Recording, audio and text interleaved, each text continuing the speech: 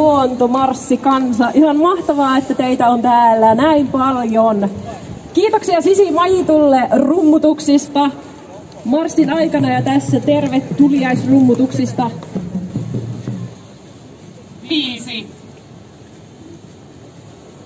Hallituksen tulee korjata taloudelliset ohjauskeinot aiheuttaja maksaa periaatteen mukaiseksi ja vahvistamaan ympäristökestävää maankäyttöä, maataloutta, liikennettä ja energiataloutta.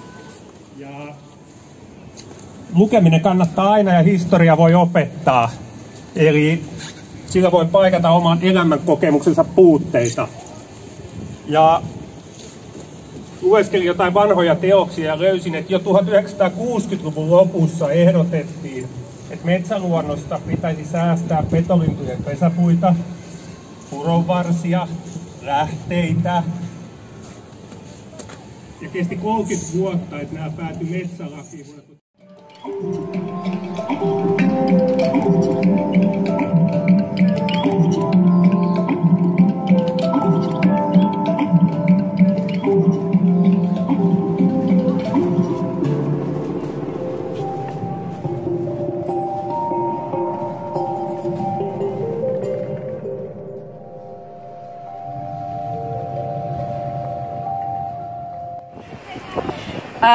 Se, mitä meidän täytyy kumminkin ymmärtää samalla, on se, että samalla kun meillä on ekologista tietoa, niin nämä on monimutkaisia ja viheliäisiä ongelmia.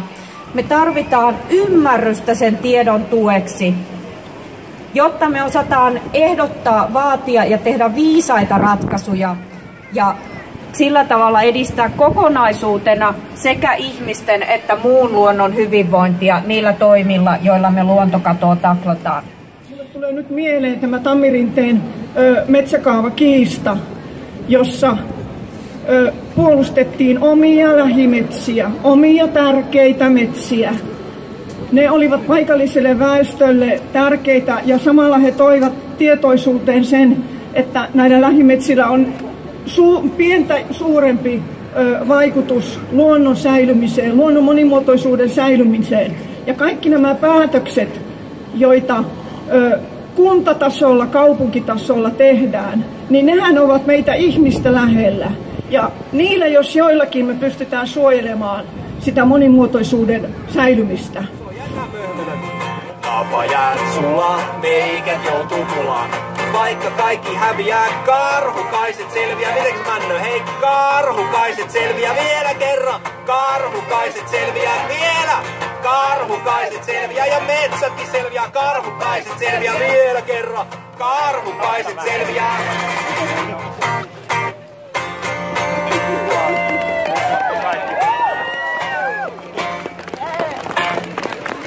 Kiitoksia.